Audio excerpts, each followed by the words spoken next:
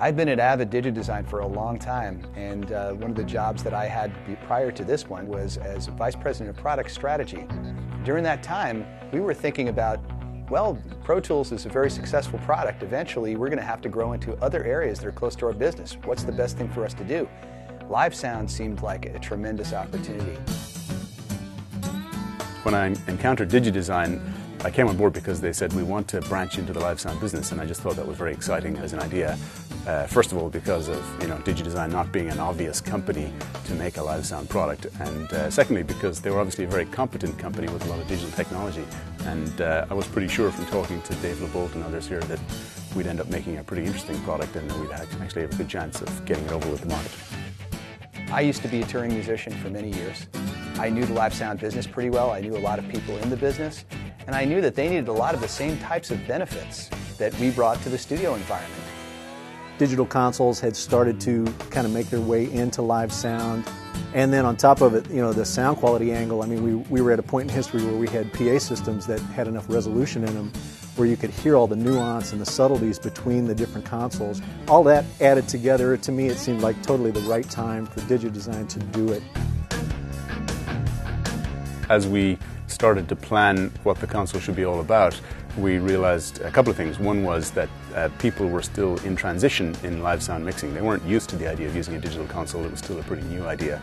So design-wise, we didn't want to move them all the way to the scary digital future. We wanted to keep as many things familiar as possible and still move them into a future that gave them more capabilities than they had with analog products.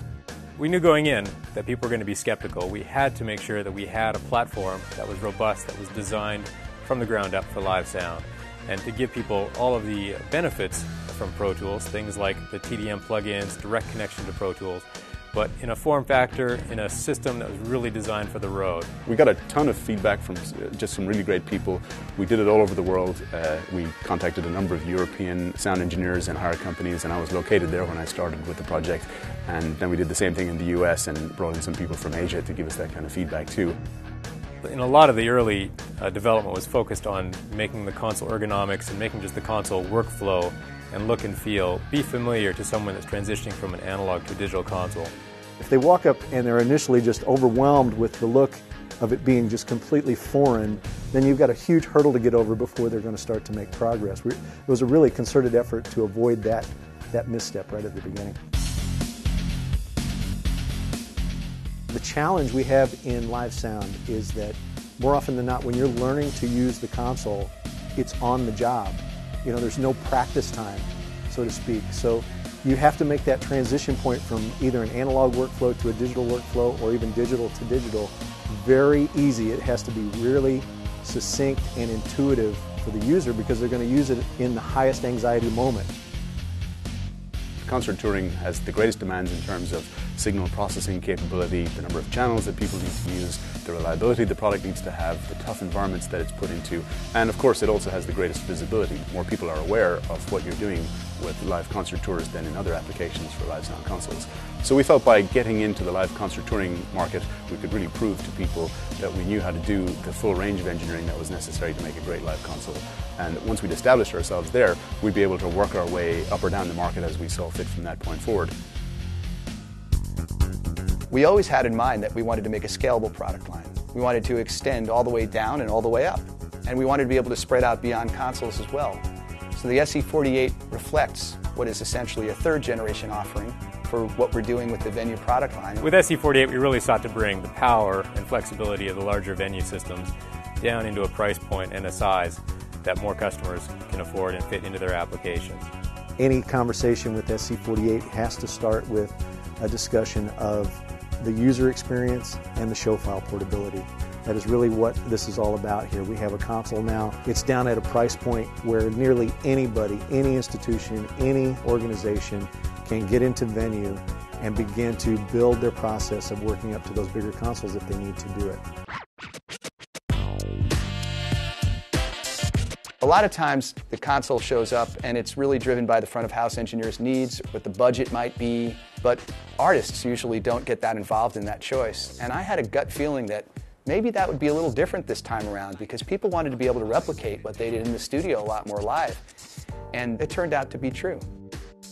I can remember through the 80s and parts of the 90s flying around the world because we wanted to have the same mixing topology everywhere we went, with a 600-pound console and 5 effects racks. The cost of it must have been just staggering, absolutely staggering. It would be even worse in today's economy.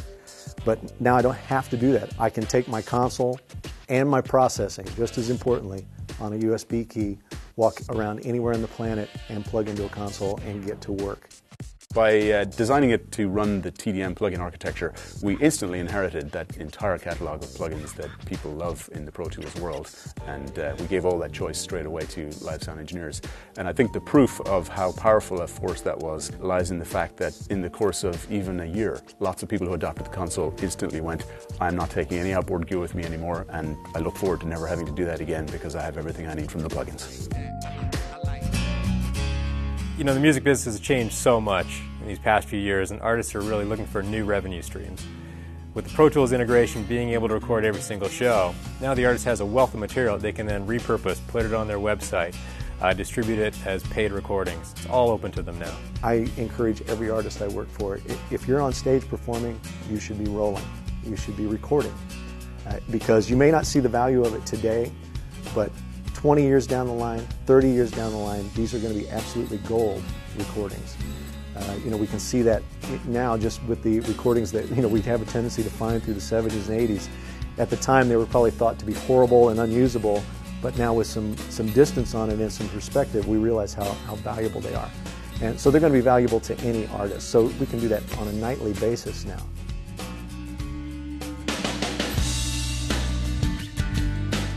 When we were starting out thinking about what we were going to do in this space, I knew there would be some initial resistance, and that turned around in a really good way. And if you look at where everything's heading, if we keep on expanding and extend it into the whole sound system, the digitally networked sound system, and the ability to have choices around that, not being forced to use it that way, that's lights out. That's a really, really powerful paradigm. So it's gone pretty much exactly the way I'd like it to go, and it's become the fastest growing portion of Avid's business. From a user's perspective, being involved in Venue and all the work that's gone into this line has almost been a dream for me, because I get to kind of come in and be the little kid and think about all the things that I would love to be able to do on a console and turn it over to somebody else to make it happen.